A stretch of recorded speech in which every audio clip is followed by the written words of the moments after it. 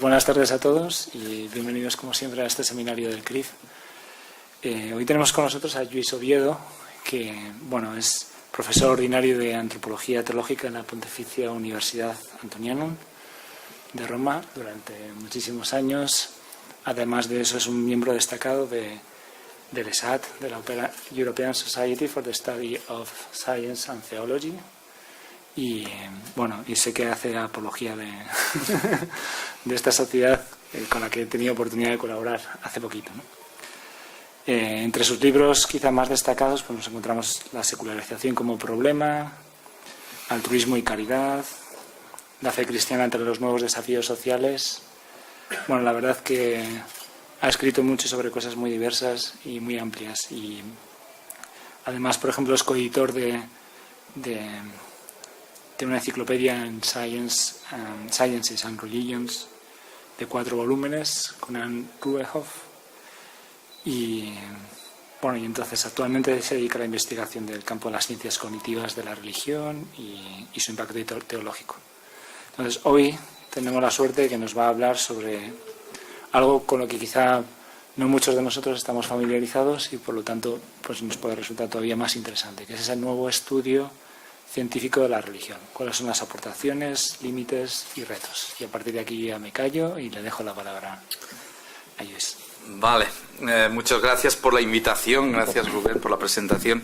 Y si vamos al asunto, lo que yo he preparado es una síntesis de lo que diríamos los motivos para repensar en profundidad este programa, casi un movimiento que ha sido las llamadas ciencias cognitivas de la religión y también combinadas con estudios biológicos y evolucionistas.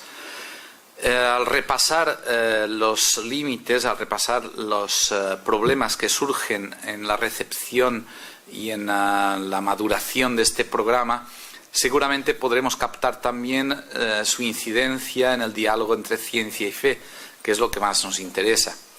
De hecho, somos muy pocos los que nos hemos interesado por este tema desde la perspectiva teológica. Recuerdo una vez en una página web de gente que se dedicaba a este tema, de un colega en Aarhus, en Dinamarca, donde fui 2 veces a los workshops que organizaban, que me presentó como un teólogo solitario, casi como el llanero solitario que cabalgaba por unos andurriales bastante desiertos, ¿no? Pero ya veremos al final si ha valido la pena o si vale la pena realmente dedicar atención, prestar atención a este tipo de planteamientos y si podemos aprender algo desde la teología y en vistas al diálogo entre ciencia y fe. Ante todo, una pequeña presentación. ¿De qué se trata? Pues son un conjunto de disciplinas, es algo que no sería solo una disciplina, no solo la psicología cognitiva, sino que habría fundamentalmente 3 grandes ramas: las ciencias cognitivas de la religión, que intentan mostrar las estructuras cognitivas que en la mente humana contribuyen a forjar creencias religiosas, sus pautas o claves. Por ejemplo, la teoría de la mente, es decir, la capacidad que tenemos casi todos, después explicaré por qué no todos, de entender más o menos las intenciones, los estados anímicos, las situaciones de los demás. La religión, desde este punto de vista, sería una proyección de la teoría de la mente más allá simplemente del ámbito de los sujetos observables o empíricos y pues a un ser sobrenatural o a un agente, como ellos dicen, un agente sobrenatural. O también una extensión de la capacidad de atribuir agencia. Atribuimos agencia a cualquier cosa que ocurre. La atribución de agencia parece que es un sesgo cognitivo muy presente en nosotros los humanos y pues desde tiempos ancestrales, fenómenos naturales como una tempestad, una tormenta, que no podían atribuir una causa o un agente claro, pues se buscaba otro agente sobrenatural.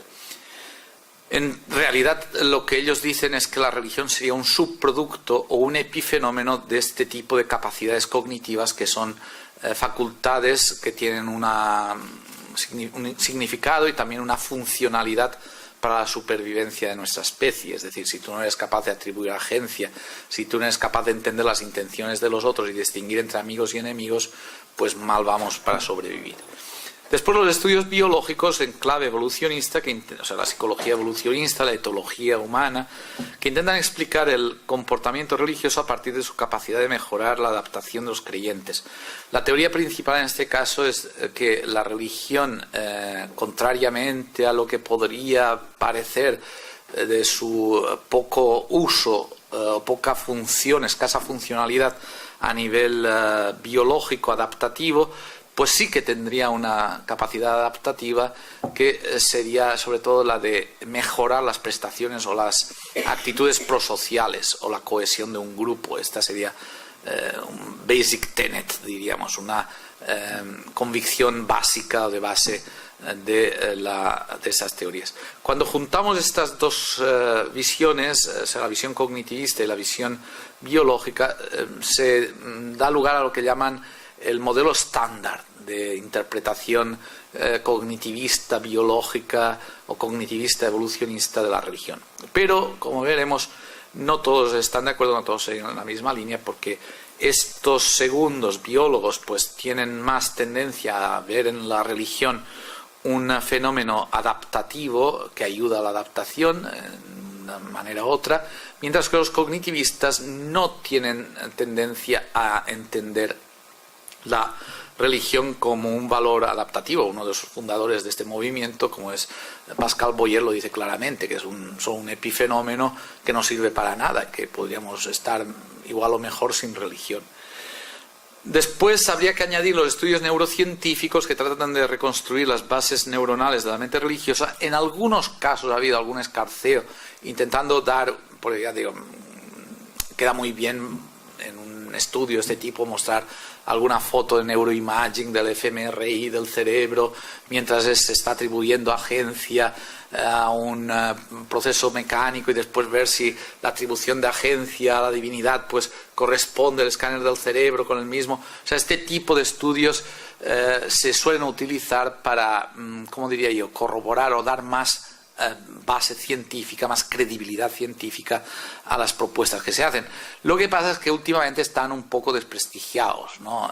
No sé si habéis leído un artículo que publicaron hace un mes o mes y medio en el New York Times, que claro, que publiquen pues por ahí da igual, pero que lo publiquen en el New York Times, quejándose de que la mayoría de estudios de fMRI no respondían a realidad, o sea que no se podía vincular con una correlación tan elevada como se le suele atribuir funciones mentales a actividad en zonas cerebrales.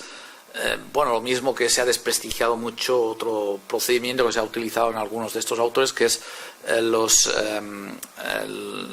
métodos de priming, ¿no?, de motivación más o menos inconsciente para ver si con una motivación de palabras religiosas o llevando a los sujetos experimentales de paso por una iglesia sin decirles que eso tiene que ver con el experimento, pues se vuelven más prosociales o menos. En fin, hay mucho estudio que intenta dar una fachada más científica y por tanto más empírica o experimental y experimental utilizando estos sistemas, pero ya digo que han sido bastante desprestigiados y que sobre todo los estudios neurocientíficos ahora, después de haber conocido el boom que han conocido, le decía Nat, por ejemplo, que uno de los oficiales científicos de la Templeton, con la que estamos negociando a ver si nos dan un segundo proyecto de investigación, pues nos han dicho que nos olvidemos de estudios, de plantear programas de estudios neurocientíficos, que ya no les interesa. Que ahora lo que les interesa, sobre todo el tema estrella, es la evolución cultural y temas de evolución humana y eso. O sea, si también tenéis vosotros ganas de presentar un proyecto a Templeton, tenedlo en cuenta. Aparte que, por supuesto, no tenéis que hablar nada de ecología ni de feminismo, porque entonces sí que ya nada. Yo diría que estos tres ámbitos disciplinares son los principales que configuran lo que llamaríamos el nuevo estudio científico de la religión. hay aquí, os pongo algunos libros, algunos ejemplos de libros. El primero, Principal Religion Explained, que era muy pretencioso, se publicó en el 2001. Esta fue casi la Biblia de la ciencia cognitiva de la religión, Pascal Boyer. Además sirvió a Daniel Dennett cuando escribió Breaking the Spell algunos años después, para argumentar sobre el carácter implausible desde el punto de vista cognitivo de las creencias religiosas. Pero hay otros más: Modes of Religiosity de White House, Supernatural Agents, en fin, hay muchos más. Bueno, Justin Barrett, el que está justo debajo, este es el único del grupo ese que se puede considerar que no es un reductivista radical, que no es ateo. Él es un cristiano más bien protestante, más de la familia non-conformista. Ahora está en el Fuller Seminary de California. A él sí que le dieron un premio gordo de la Templeton, le dieron $1,5 millones para hacer investigación, y además lo vinculó a la Universidad de Oxford. Cuando estaba allí yo hablé con él un par de veces, y sobre él volveremos también. Pero ya digo, es curioso que él es uno de los pocos, lo cual pues le ha valido bastantes críticas. Es también de los innatistas, el Barrett, el Justin Barrett, y que ha querido utilizar los modelos desarrollados en las ciencias cognitivas para dar una versión nueva del Homo Capax Dei de San Agustín, o de la capacidad religiosa de todos los humanos, ¿no? Ese tema también escolástico, que bueno, pues tendría en los análisis cognitivistas, interpretándolos positivamente, es decir, no reductivamente, una especie de confirmación o de verificación científica. Estos dos libros serían ejemplos de la aproximación más en clave biológica, The Biology of Religious Behavior. El editor es un amigo mío, Jay Feyerman, un antiguo psiquiatra norteamericano que a la vejez se ha dedicado a bueno, siempre se dedicó también a etología, y convocó en un congreso que hubo en Bolonia de la International Society for Human Ethology una sección hace unos 6 años sobre Biology of Religious Behavior, y me invitó también a mí. Yo tuve uno de los papers que después pasó a ser parte del libro, y en los que decía que la religión no era solo biología, que no podía ser reducida solo a aspectos biológicos, pero que los aspectos biológicos podían tener una relevancia. The Biological Evolution of Religious Mind and Behavior, este también es una colección de artículos o de estudios que también intentan desentrañar qué aspectos del comportamiento religioso podrían ser explicados en clave biológica evolucionista, ¿no? Y bueno, algunos desarrollaron la tesis de la exaptation, ¿no? Que no sería en principio adaptativo el comportamiento religioso, que sería un subproducto, casi un accidente evolutivo, pero que después se demostraría adaptativo, útil o funcional para la supervivencia. Esto es una tabla que he confeccionado para un artículo que se publicará dentro de un libro colectivo dentro de poco, Accounting for Naturalistic Explanations of Religion, Theories and Evidence. Es lo que llaman una tabla de una systematic review. He recogido unos 74 artículos y libros, pero solo de cada uno de un autor. No podía haber 2 o 3 del mismo autor. O sea, que hay 70 y tantas posiciones distintas de lo que podíamos, publicadas en los últimos 16 años, es decir, a partir del 99 creo que es cuando empecé a contar. Y que podían, bueno, después, claro, cuando haces la systematic review, pues te ayudas del sistema bueno, primera columna es la fecha, la segunda columna la cita, empezando por el apellido del autor, la tercera columna es el modelo, el método que se ha utilizado, la cuarta es el contenido de las ideas principales, y la quinta, lo que me interesaba a mí también, es la evidencia que aportan los autores que proponen esas teorías, ¿no? Entonces, cuando lo clasificas, es una tabla de Word, ¿no? La columna esa lo clasificas por la tercera columna, te sale todo lo que han utilizado el tema biológico, la aproximación cognitiva, y ves los distintos matices que van añadiendo unos a otros. Ya digo que al que le interese, pues le puedo enviar el PDF porque debería salir en los próximos meses. Pero claro, es un ejemplo para decir que este tipo de orientación ha sido muy fecundo, ha implicado a mucha gente, y hay muchos que ofrecen ahora teorías de tipo científico sobre el origen y evolución de la religión. Algunas son descabelladas, algunas son unas fricadas totales. Os pongo un ejemplo. El verano no el anterior, me llegó, porque pues como a muchos de vosotros llegarán estas invitaciones de peer review, de revisar o de evaluar artículos que someten, o sea, que están en submisión en alguna revista científica. Y esta era una revista importante. Y entonces leí el artículo y me quedé a cuadros. Digo, pero ¿cómo pueden escribir esto, no? Que el sentido de la religión y de la experiencia religiosa es que ayuda a mejorar las prestaciones sexuales. Y el razonamiento era que claro, una de las cosas que más impiden las relaciones sexuales, perdona que me exprese así en este ambiente, es la depresión. Y que claro, una manera de superar la depresión era las creencias religiosas, que era un sistema bastante potente de religious coping, ¿no? Cope para afrontamiento de la depresión. Entonces, indirectamente, nada, lo comenté a alguno y me dijo, claro, lo que tenían que decir, menos pastilla y más capilla para esto. Pero claro, yo le dije que esto no tenía ni pies ni cabeza y le argumenté al director, creo que no lo publicaron. Pero así hay muchos estudios que, o sea, no pasa un año. Esta tabla la concluí en mitad del 2015.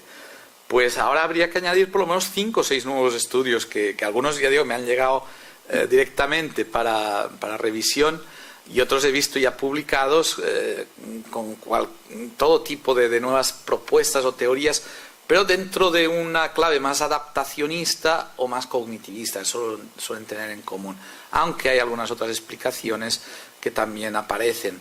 Por ejemplo, las teorías ahora sobre la protorreligión, que están de moda porque en los últimos 2 años se han publicado estudios que intentan mostrar que también nuestros chimpancés se podría percibir una especie de precursores de la religiosidad o unas actitudes cuasi espirituales, ¿no? Y bueno, pues si tuviéramos tiempo pondría el vídeo de la Goddard, esta famosa, del famoso chimpancé ese que se excita mucho ante una pequeña cascada, ¿no? Que la chiste que han hecho, que si le llevan al chimpancé a las cataratas del Niágara se hace monje budista, por lo menos, ¿no?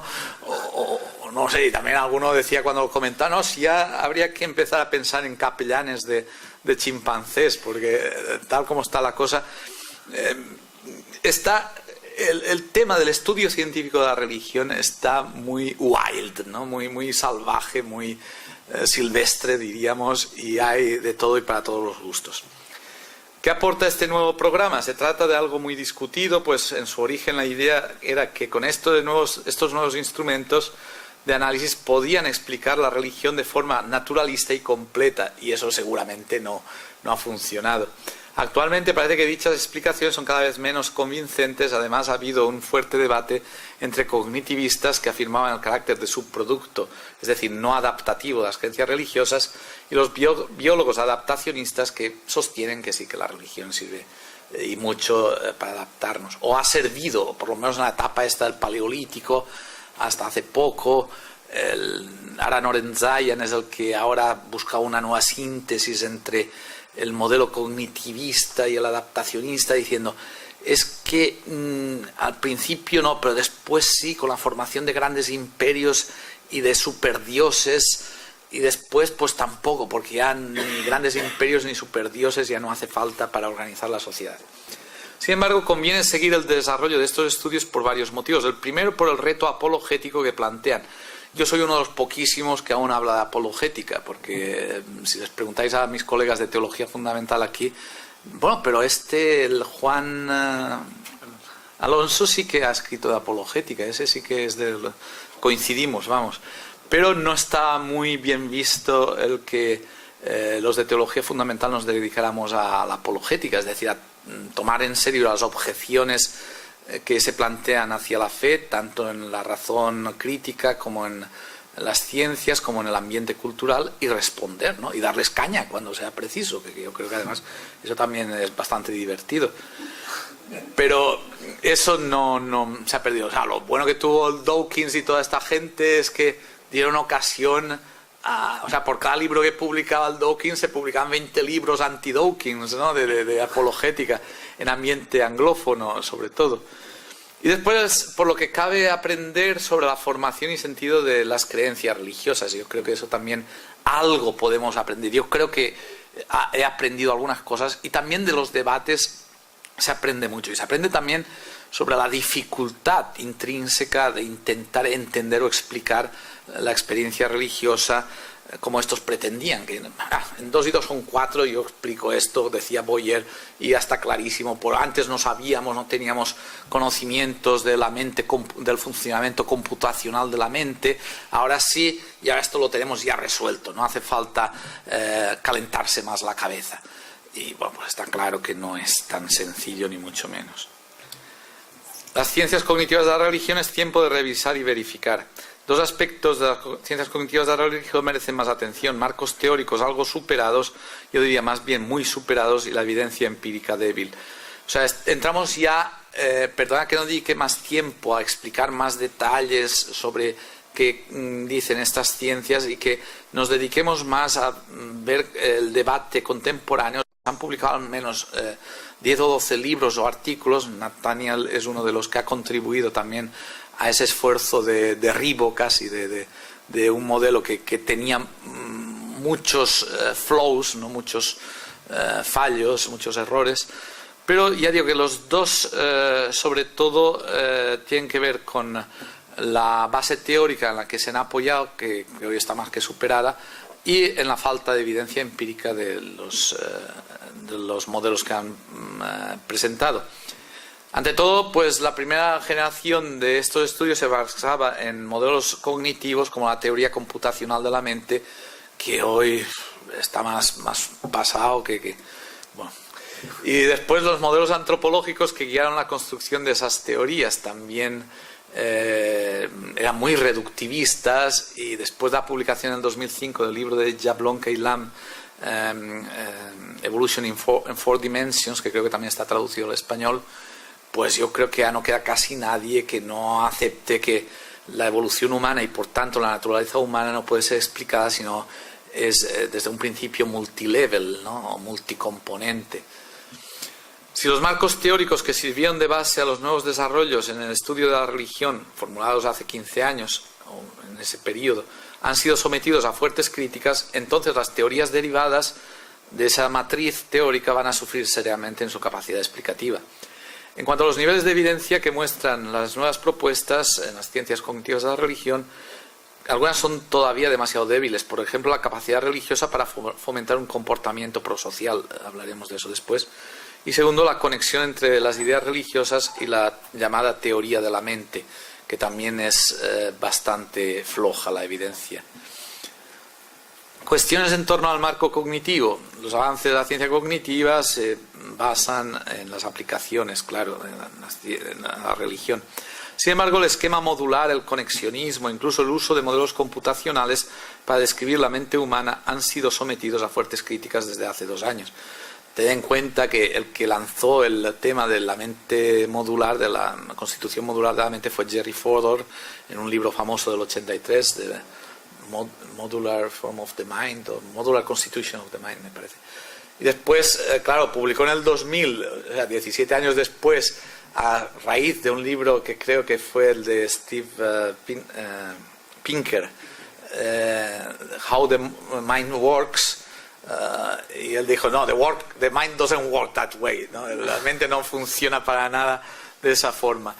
Y yo leí el librito en el 2001, se acaba de publicar, y claro, no había leído el anterior, y yo, pues sí me parece evidente, pero este es un ejemplo de un proceso científico de quien es capaz de superar su propia propuesta y de repensar a partir de las evidencias que se han acumulado, ¿no? Pero, desde luego, era increíble que después del 2000, que se haya publicado el libro de Fodor, seguían publicando. Por ejemplo, el Pascal Boyer pues está lleno de alusiones al módulo en la mente dedicado a comprender la agencia, o al módulo de la mente de esto, el módulo de la mente, pero si no se puede hablar de módulos de la mente. Todavía hay alguno que sigue hablando de un sistema modular de la mente conectado según un esquema de computer conexionista. Pero lo mismo que hay gente que aún habla de psicoanálisis, pero hoy no es serio, es decir, no hay facultad de psicología seria, académica, bueno, excepto quizá en Argentina, no sé, o en algún sitio en Estados Unidos, que se tomen en serio el psicoanálisis, ¿no? O sea, pero siempre queda gente que hace congresos de psicoanálisis, en las películas queda muy bien los psicoanalistas y hacen todavía películas sobre Freud y todo eso. Pero bueno, ya digo que hay gente que mantiene modelos que, aunque estén mayoritariamente superados, pero todavía tienen su parroquia, ¿no? Y la gente que les apoya. Pero la mayoría de orientaciones cognitivas, las tendencias actuales, pues tienen otra orientación multicomponente. Hay una revista científica de Computational Mind o Computational Mind o algo así, y leí un artículo hace unos meses firmado por unos alemanes que hacía un poco revisión y decía claramente pues que los modelos anteriores no funcionaban, no nos ayudaban, pero que los nuevos modelos de redes neuronales y esto pues podían a lo mejor acercarse un poco más.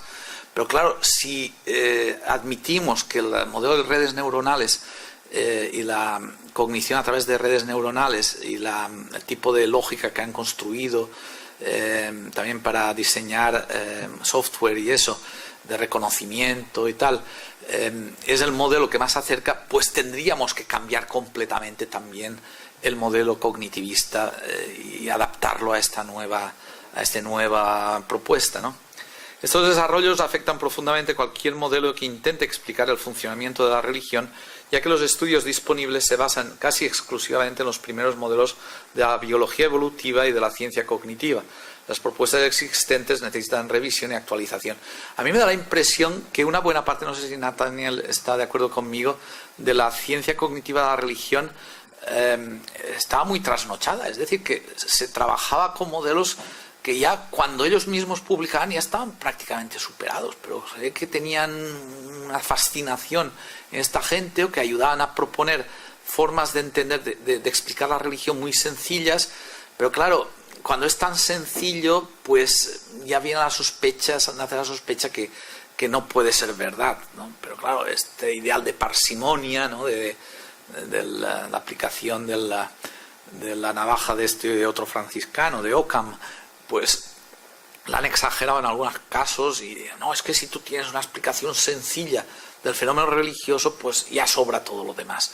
Pues igual no, igual es un tema tan complejo que las explicaciones sencillas reductivas no funcionan. Pero parte del debate era de carácter epistemológico y metodológico sobre si los fenómenos antropológicos y sociales pueden ser reducidos al nivel que ellos pretendían reducirlos. O sea, una cuestión sobre reduccionismo, y sabéis que el debate sobre reduccionismo en epistemología y teoría de la ciencia y tal está ahora también muy vivo.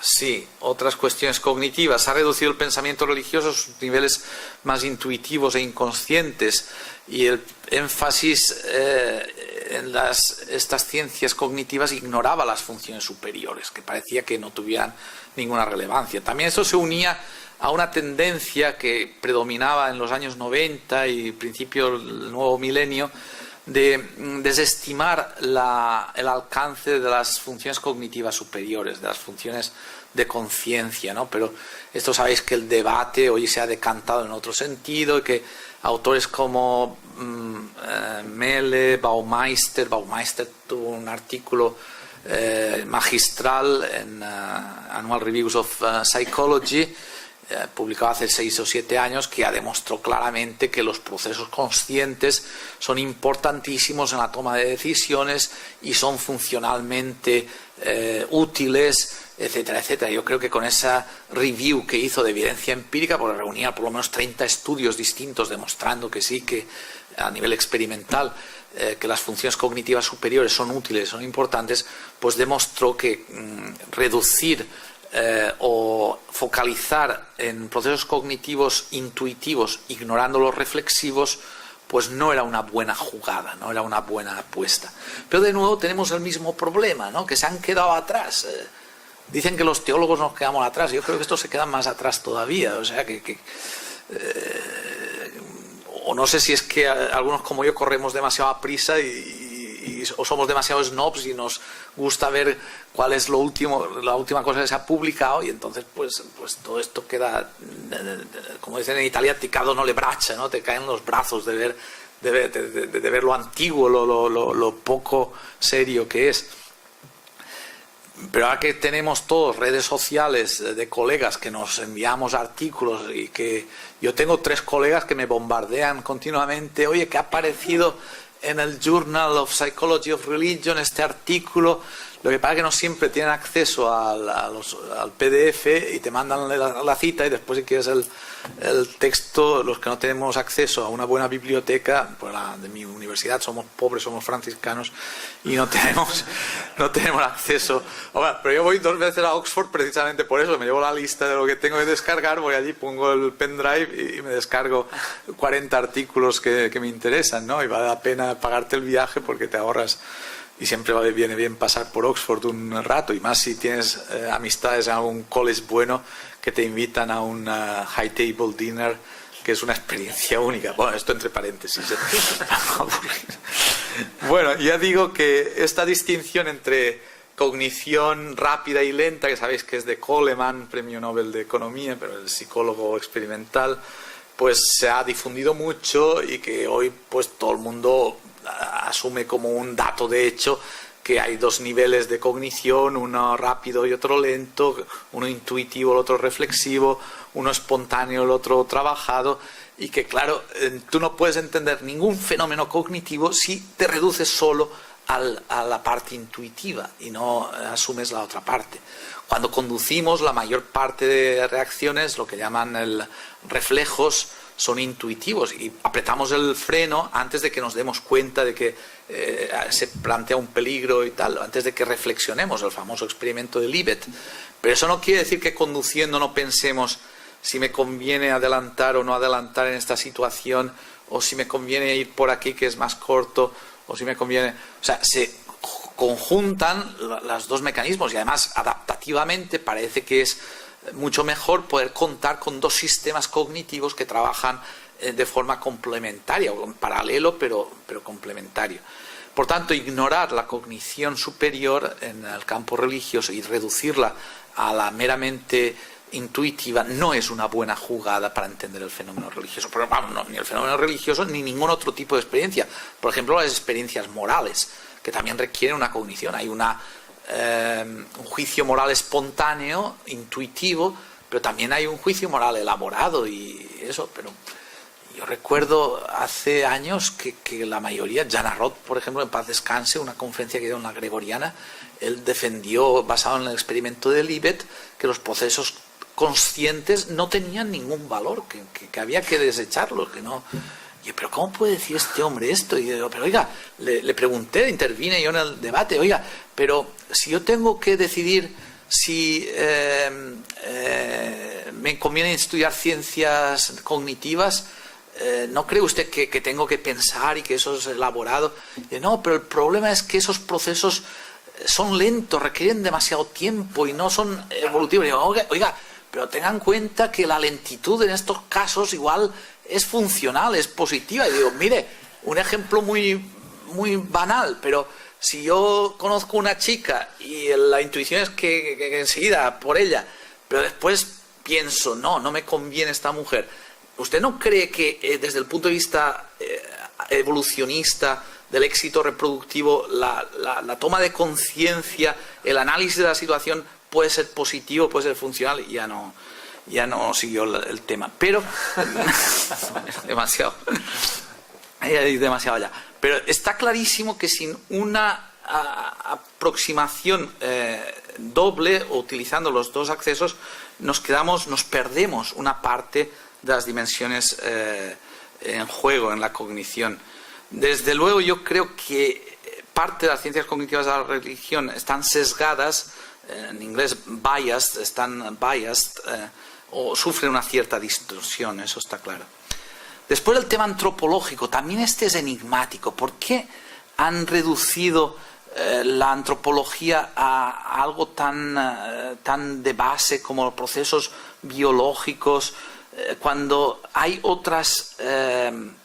otros niveles en la existencia humana que cuentan? Ya digo, el libro de Jablonka y Lamb, Evolución en 4 dimensiones, genética, epigenética del comportamiento y de variación simbólica o cultural, pues yo espero que le den el premio Nobel a esta mujer, tarde o temprano también, porque a mí me parece que este libro marcó un antes y un después en lo que llamaríamos antropología de base científica, y que después de ese libro pues nadie se atreve a decir que todo se puede explicar simplemente desde un punto de vista genético. Ella es una epigenetista, ¿no?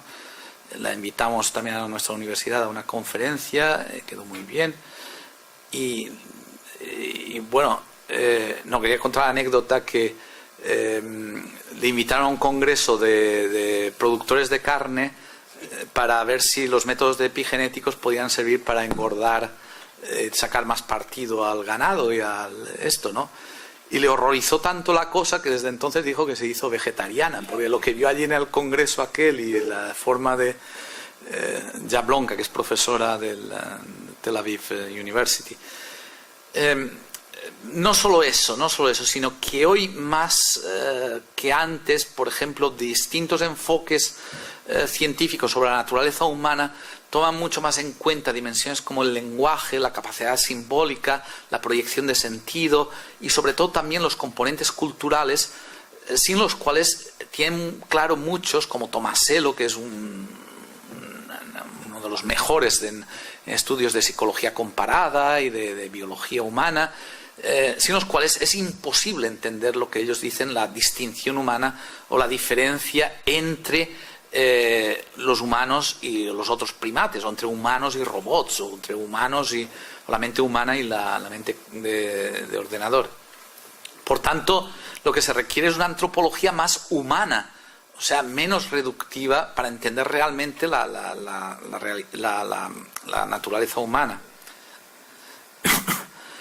Y eso es lo que yo creo que ha fallado mucho en los estudios cognitivos y biológicos de la religión. Una antropología demasiado parcial, demasiado reductiva e incapaz de tener en cuenta estas dimensiones, sin las cuales es imposible dar cumplida cuenta de la condición humana. Ya algunas cuestiones de evidencia empírica. En primer lugar, la revisión de la bibliografía recopilada sobre religiosidad y tendencias prosociales invita a considerar por separado la religión como una variable o componente de la mente y la experiencia humana, no necesariamente vinculada o simplemente surgida para servir a otras necesidades, como actitudes morales o comportamientos prosociales. Yo tuve que hacer una systematic review de 144 artículos y estudios sobre el tema de Religion and Prosocial Behavior, para demostrar, sopesando la evidencia pro y contra y después metaanálisis que se habían hecho ya antes, etcétera, etcétera, que no se podía decir claramente que la religión se podía explicar simplemente como una actitud, como un fomento de actitudes prosociales. Ojalá fuera así. Pero es que yo, discutiendo con Alan Norenzayan y con otros, les dije, pero ¿no os dais cuenta? Yo vivo en Roma, y en Roma pues aquí hubo una religión muchos siglos donde lo que menos contaba era la actitud prosocial. Era una religión muy individualista, es decir, los cultos o el conjunto de religiones paganas antes del cristianismo se basaban fundamentalmente en mantener la solidez del imperio, la legitimidad del emperador, y después tenían una función claramente individualista. O sea, yo ofrezco un sacrificio a la divinidad para que la divinidad me ayude a mí, pero que no ayude al vecino, que por eso me fastidia. Pero esto de las religiones prosociales es un invento muy posterior, y claro, pues parece que él entonces corrigió el modelo y dijo, sí, surge quizá después las religiones prosociales, las religiones universales, con un super God, ¿no? Un super Dios, una super divinidad que sería más universal y que acompañaría también a los imperios, los grandes imperios.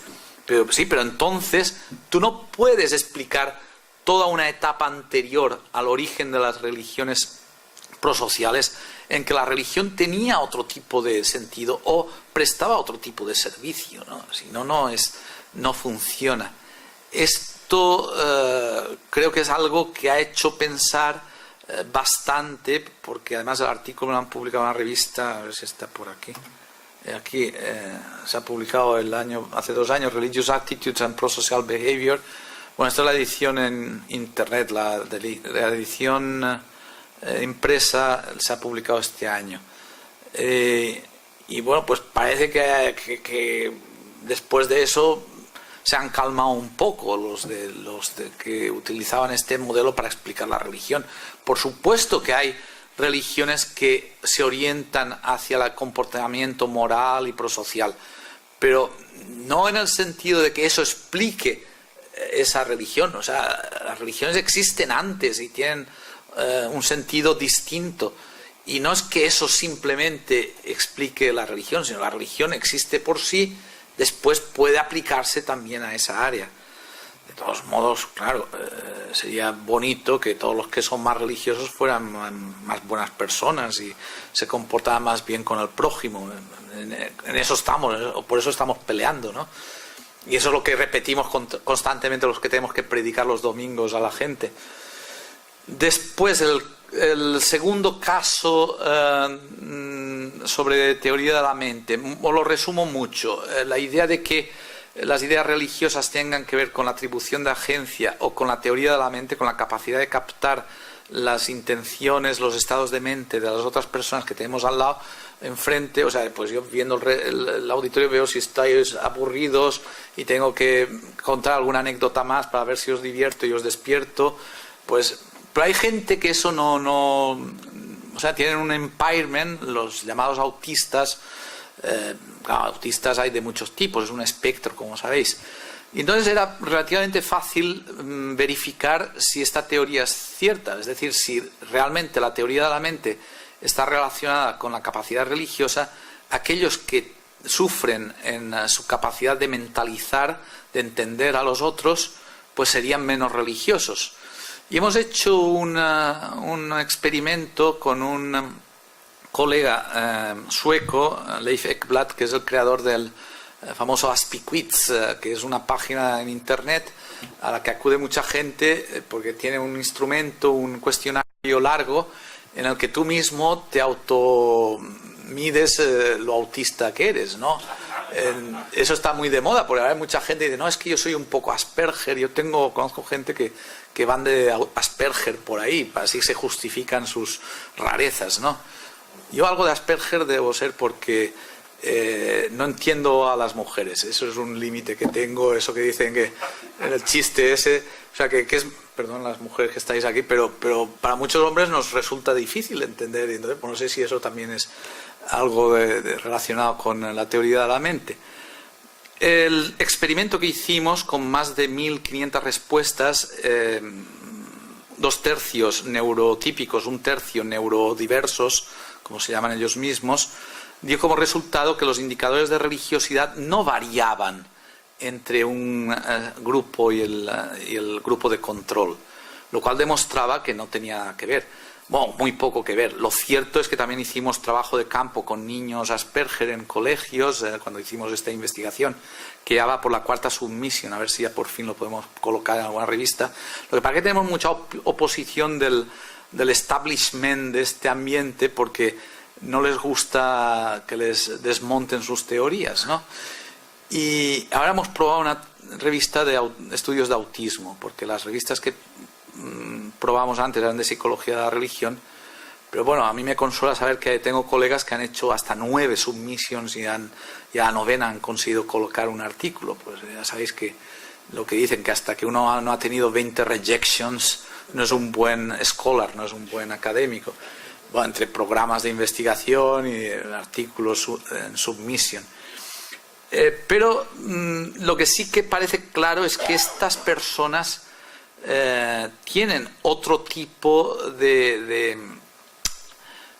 ¿cómo diría yo?, de forma de elaborar la cognición religiosa, pero no son menos religiosos, pero tienen desde luego otro modo, y quizá tenga más que ver con la religión como algo adquirido que con la religión como algo innato que se adapta a ciertos esquemas mentales. Yo recuerdo cuando estaba haciendo este estudio que tenía localizados a varios de estos Asperger, y uno era un señor ya a media edad que viene todos los días, casi todos los días a misa a nuestra iglesia Duque de Sexto en el barrio de Salamanca de Madrid, la iglesia de San Antonio, que es parroquia. Entonces, una vez que pasaba por Madrid y estaba allí, le pregunté al superior si podía contactar a este hombre y podía entrevistarme con él. Y además este superior era psicólogo, y digo, pues es por esto, y ya sabes, pero yo creo que este es Asperger. Y dice, no es que sea Asperger, es muy Asperger. Es peor que el Sheldon, el de Big Bang Theory, ¿no? Y bueno, pues le pedí si podía entrevistarme con él, y sí, padre, lo que usted quiera. Pero no entiendo el objeto de su interés. Pues le expliqué que bueno, estábamos haciendo un estudio sobre Asperger y religión, y pues perdone que le diga, yo es que nunca me ha dicho nadie de esto de Asperger, yo no tengo conciencia de Asperger y tal. Y yo, bueno, déjalo estar. Pero bueno, cuéntame tú cómo te nació el interés por ser una persona tan religiosa, porque además intentó hacerse monje, y claro, en el monasterio donde fue, pues parece que captaron al cabo de una semana que no era el tipo de persona que...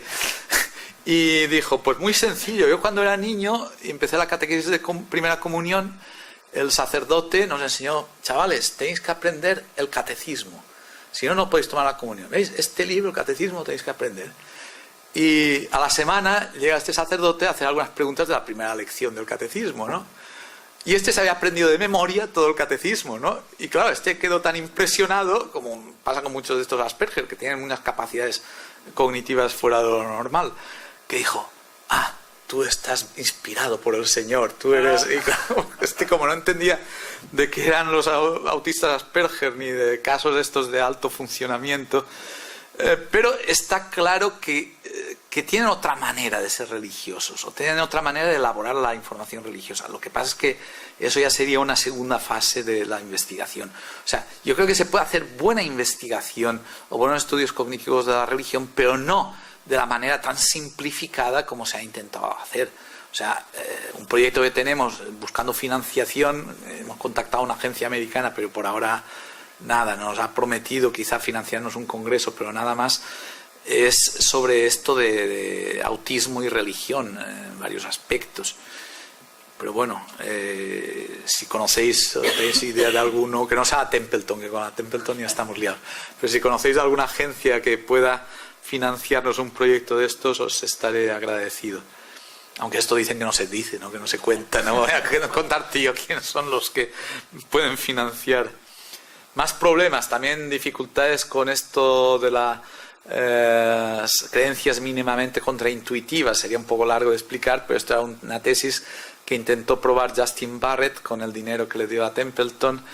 Y ha publicado no, porque además va a publicar en la colección de la cual soy yo el editor, de la Springer, New Approaches to the Scientific Study of Religion, y un libro bajo Submission que ya hemos aprobado contiene un artículo que es este, Justin Gregory, Religion's Kid Stuff, en que demuestra que esto de las creencias mínimamente contraintuitivas atraen más, pero no a todo el mundo, sino solo a los chicos a partir de una cierta edad, a los niños a partir de una cierta edad, preadolescentes y adolescentes, que eso es lo que explica por qué les fascina todo este mundo de zombies, vampiros, lobos humanos, todo ese tipo de seres mínimamente contraintuitivos o especiales, mientras que ya cuando crecen, pues ya no. Entonces, pues este hombre ha demostrado que esa teoría se aplicaría solo a los adolescentes, que da la casualidad que son los menos religiosos.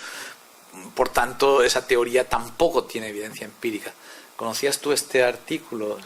Pues te puede pasar porque es muy interesante y bueno, pues mostró evidencia de que la teoría. Yo creo que a partir de eso Justin Barrett se cambió de historia y se dedica ahora a otras cosas. Bueno, esto vamos a acabar ya. Es simplemente decir que ahora más bien hay unas aperturas, un cambio de modelo más hacia la cultural evolution, pero me da la impresión que todavía estamos muy en alto mar, que aún cuesta mucho, porque hay un debate muy fuerte estos 2 últimos años sobre si la evolución cultural puede ser explicada con mecanismos biológicos, de la evolución biológica, y hay bastantes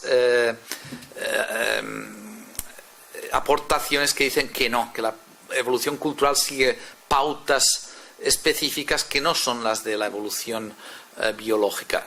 Pero claro, esto tendríamos que trabajarlo. Esto sí que es un proyecto interesante, el de estudiar la evolución religiosa como formas de evolución cultural que tienen sus propias pautas, porque también el judeocristianismo está claro que ha evolucionado y que las creencias más antiguas en el Antiguo Testamento, en la Biblia, pues tienen un formato muy distinto a las que van evolucionando, y eso también sería una aportación a la exégesis, siempre que los exegetas nos dejan meter mano, que normalmente los de mi facultad por lo menos no nos dejan, a los teólogos, ¿no? Son muy celosos de su campo. Y hemos aprendido algo, merecía la pena, y acabo con esto: la religión es un fenómeno muy complejo y por tanto no merece un enfoque simplista o demasiado reductivo. Esto es lo primero que hemos aprendido.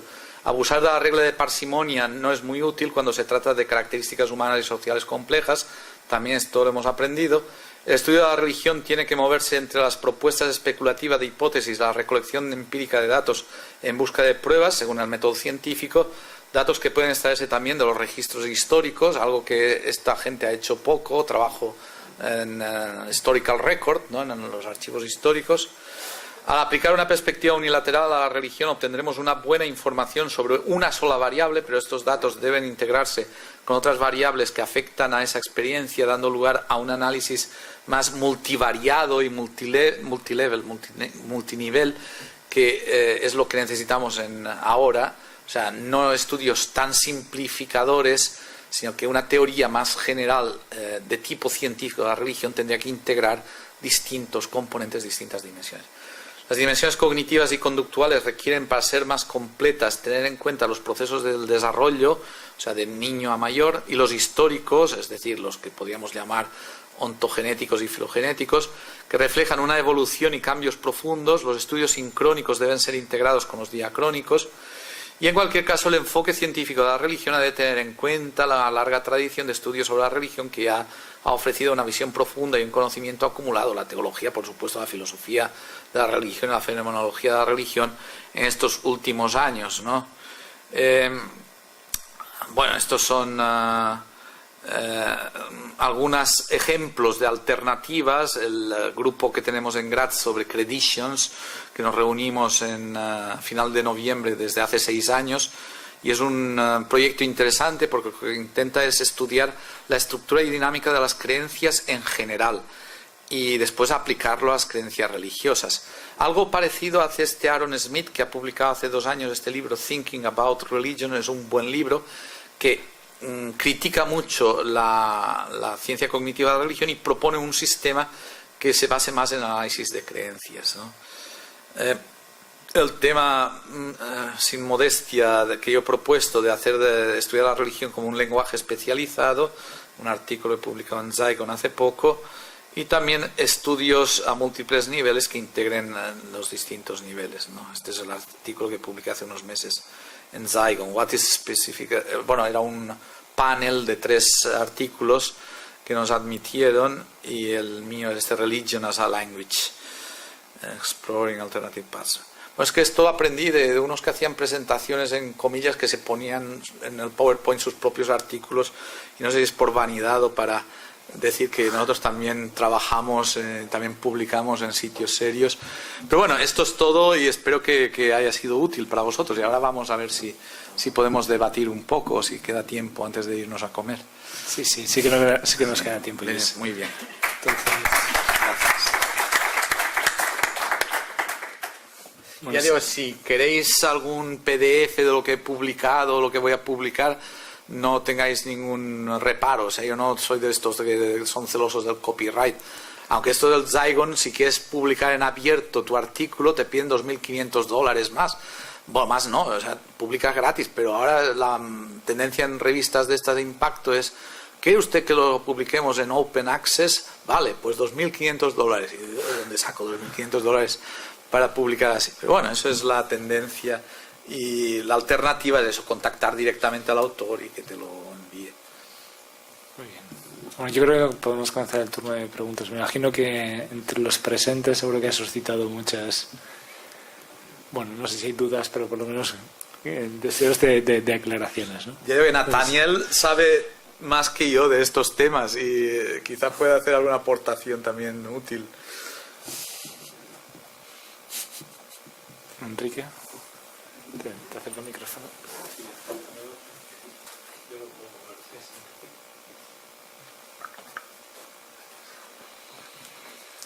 Bueno, me ha encantado la conferencia porque siempre cuando uno se pone a ver estas cosas que le abran el horizonte siempre es oportuno.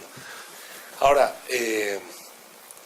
la dificultad de apertura, de ampliación de horizontes, de tener en cuenta más cosas, tiene dos dificultades. Vamos, en diferentes ramas de la filosofía esto se puede observar con facilidad.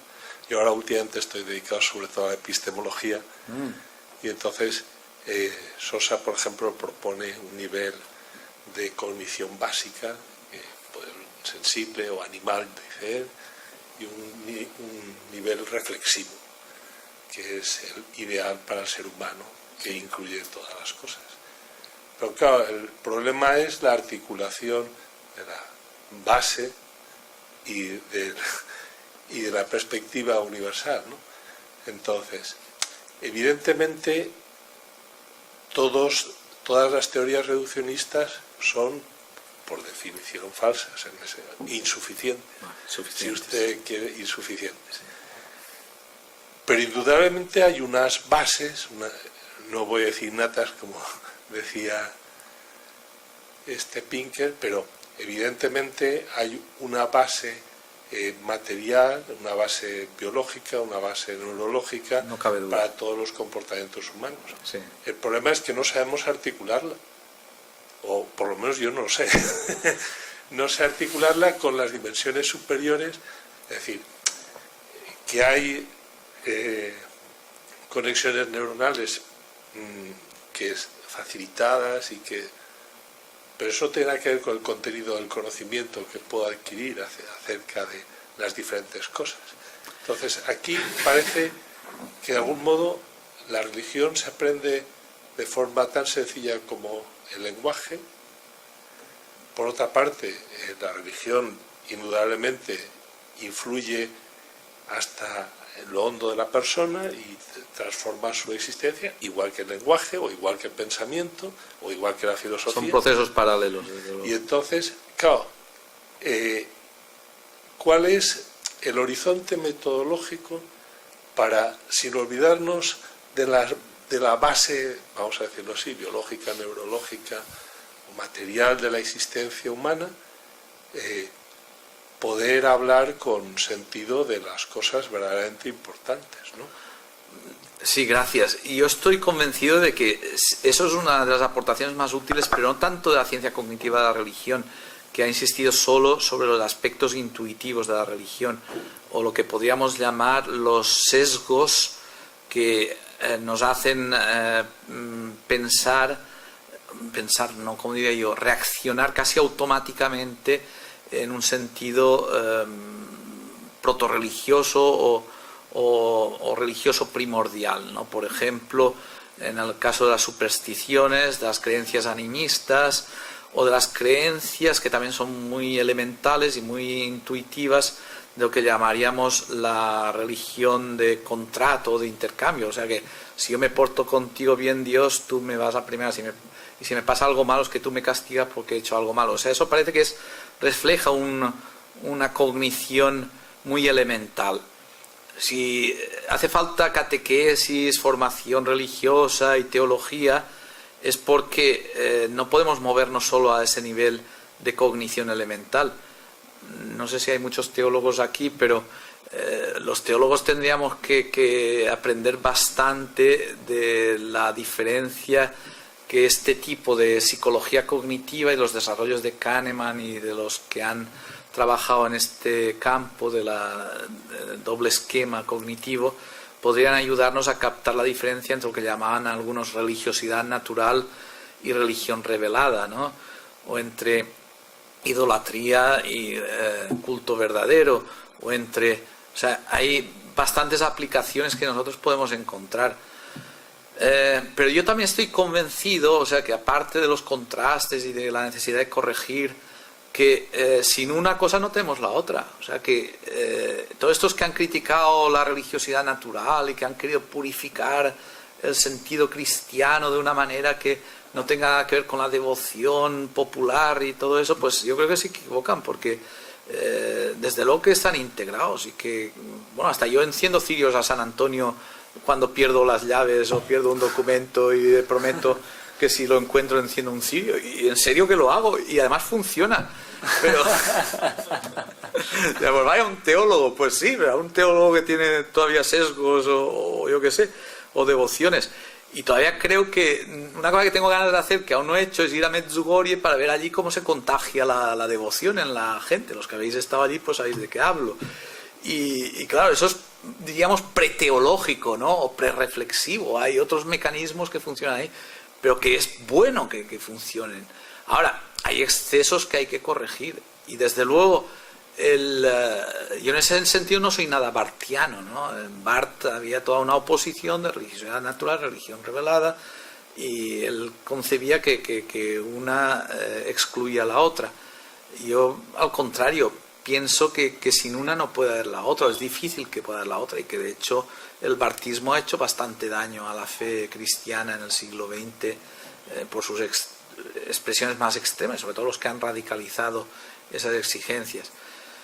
Yo creo que en la Iglesia Católica vamos bastante bien, o sea que lo integramos bastante bien y que sabemos aprovechar una cosa y la otra, aunque pues sigue habiendo dificultades de integración y hay todavía demasiado antiintelectualismo y todavía hay muchos que consideran que esto de la teología es una pérdida de tiempo, no solo una pérdida de tiempo, sino que sería algo peligroso, nocivo para la fe, porque tanta reflexión no sería buena, que la fe tendría que moverse a un nivel más existencial o eso. Pero sí, pero al mismo tiempo yo también creo que la religiosidad intuitiva puede corregir excesos de la religiosidad demasiado reflexiva o intelectual o autorreferencial o todos estos vicios que también el Papa Francisco ha criticado.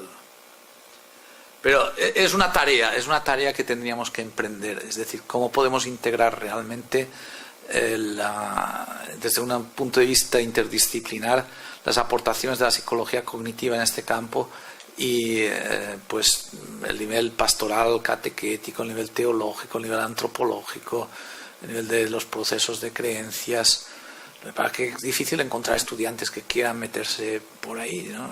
Todos los estudiantes, casi todos quieren hacer tesis sobre el Vaticano II. Cuando viene uno con una tesis sobre el Vaticano II, no, basta, búscate otro. O el caso que me pasó hace unos meses, uno que quería hacer la tercera tesis doctoral sobre Peter Louis Berger, además en teología, la primera en filosofía, la segunda en sociología.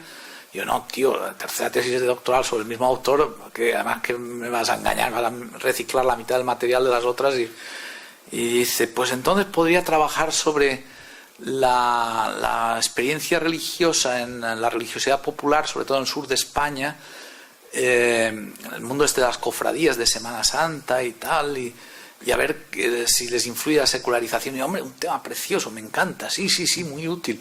Pero digo, oye, harás trabajo de campo, ¿no? O sea, harás trabajo empírico, irás allí algunos meses, entrevistarás a la gente, harás observación participada, a lo mejor tendrás que cargar de costalero también, hacer la experiencia de costalero para ver de qué se siente, ¿no? Si no, no vas a enterarte de nada. Bueno, mejor hago la tesis sobre Tamayo Acosta y la teología de la liberación en España. Y digo, mira, vete a la porra, que eso es precisamente el tipo de tesis que menos me interesa a mí y que me parece que es más una pérdida de tiempo. Menos mal que hay un profesor en mi Instituto Teológico en Murcia que le encanta todo eso de la teología de la liberación y se lo pase a él. Pero es dificilísimo encontrar estudiantes en teología que quieran hacer trabajo más interdisciplinar y no digamos trabajo de campo. A algunos parece que el trabajo de campo le suena a ir a cavar con la azada en medio del campo y no hay voluntad. Y después, claro, integrar lo empírico en teología, lo que llaman métodos empíricos en teología, porque algunos han ido más lejos, han hablado de teología empírica, pero otros han dicho que no se puede hablar de teología empírica porque no tiene sentido, pero sí de métodos empíricos en teología. Pues somos 4 gatos, somos una pequeña asociación, tuvimos un congreso en junio pasado en Ámsterdam y éramos unos 30. Y no digamos pues que tengan un poco de familiaridad con los métodos de análisis estadístico y con los métodos de cuantitativos y cualitativos, pero yo creo que ahí hay un programa que está esperando que haya gente. Y después todo esto de teólogos que se ocupen también de ciencias cognitivas, pues no. Ya digo, yo no sé si al final de la correguda, como dice en mi pueblo, al final de la historia, pues si he perdido el tiempo dedicando años a seguir a esta gente, que total al final pues el resultado ha sido un poco decepcionante, pero yo creo que sí que hemos aprendido bastante y después que a mí me ha servido también para confrontarme bastante con colegas en ambientes de congresos y eso, y con algunos pues incluso me pedían, oye, tú que eres teólogo, dinos a ver si esto que hemos escrito es correcto o no es correcto. Pero a veces escribían unas burradas desde el punto de vista del conocimiento de la tradición cristiana o de la Biblia, pero unas burradas mayúsculas. Y, claro, no pueden saber de todo y entonces... Y sí, esa interdisciplinaridad también vivida en sentido apologético ha sido útil. Algunas veces, yo recuerdo una vez en el grupo este que nos reuníamos en los congresos de la Society for the Scientific Study of Religion, el grupo este de Biology of Religious Behavior, que una vez me interpeló en la cena que hacíamos después de la sesión que habíamos tenido un colega y me dijo, pero Luis, sabemos tú de qué vas y que, claro, por supuesto no voy de fraile en ese contexto y que eres sacerdote y tal, y tú cómo te sientes aquí, cómo te atreves con esto. Y yo, mira, esto es muchísimo más divertido para mí y confrontarme con gente que no creen y que intentan dar argumentos y tal, y que no pues dar clase a un montón de gente. Allí tenemos los cursos estos de la década de certificación que obliga a la conferencia episcopal y la mayoría son maestras jóvenes que no tienen prácticamente ningún interés en la cuestión religiosa. Lo que yo no me explicaba es que estos tíos no creyeran y que dedicaran tanto interés al estudio de la religión. Yo prefiero este tipo de gente que no los que vienen a hacer un cursillo para tener un título, para ver si pueden dar clases en colegios concertados, pero que les interesa poco o nada. O sea, la indiferencia religiosa es lo peor, pero este interés por parte de no creyentes a mí siempre me ha conmovido, siempre me ha parecido algo y bueno, pues algo hay, un rescoldo debe haber ahí seguramente, ¿no? El rescoldo es más difícil de encender en estos jóvenes que les interesa poco o bastante poco, ¿no?, el tema religioso, pero ahí es otro tema que también tendríamos que analizar con psicología cognitiva y todo lo que se presente, ¿no? Ay, perdón, que me he enrollado. Sí. No, estamos ya sobre el tiempo, digamos. No sé si hay alguna pregunta más breve, alguien. Bueno, siempre podemos continuar ¿alguna después. duda? Bueno, seguro que continuaremos después con la comida. Yo creo que ya estamos, ¿no? Muy bien. Vale, muchas gracias por vuestra atención y a ver si podemos lanzar entre vosotros y nosotros algún proyecto conjunto también, que es una pena que, no sé, el CRIF se llama. Sí. Es una de las pocas cosas que funcionan en España a este nivel y que es laudable. No sé si os llegó el artículo que publiqué en Zygon sobre Science and Religion en Spain, Portugal y Italy, y os citaba como una de las cosas que funcionan, que fue pues el añorado Mariano Artigas el que lo creó. Y bueno, lo único que me sabe mal es que estas iniciativas pues cuenten con tan poca presencia, apoyo, ¿no? Que somos casi un nicho de tíos raros que creemos que es posible el diálogo entre ciencia y fe, cuando el Papa Francisco, y antes del Papa Benedicto, pero el Papa Francisco en los dos escritos fundamentales suyos, la reciente encíclica Laudato Si y sobre todo en Evangelii Gaudium, pues lo decía claramente, que era importantísimo esto. Y no sé si Dan Zelanity os contó la anécdota y acabo de cuando el año pasado visitó la Specula Vaticana y fue a saludarlo, y él era uno de los pocos que iba vestido de sacerdote. Ah, padre, ¿usted qué hace aquí? Y le dijo, pues mire, yo es que aparte de ser profesor de teología fundamental, soy astrofísico y entonces pertenezco a esta asociación y me dedico al diálogo entre ciencia y fe. Y dijo, esa también es una periferia, que hay que cuidar. Ya sabéis la cosa que tiene el Papa que hay que ir a las periferias y que no quedarnos tranquilos en casa y arriesgar. Pero aún así somos pocos, ¿no?, los que tenemos esa querencia, ¿no?, o que asumimos esos riesgos, porque arriesgado es, pero él lo dice, que prefiere que tomemos riesgos, aunque haya algún accidente, que no nos quedemos tranquilos a repetir siempre lo mismo, y así no avanzamos.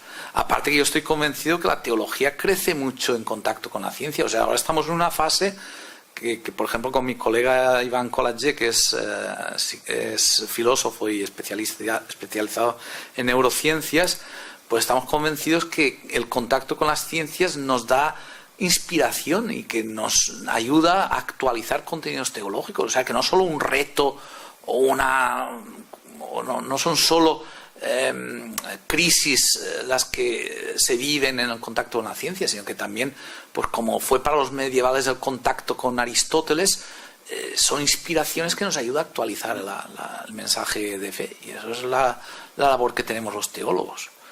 Esperemos. Bueno, vamos a comer. Muchas gracias.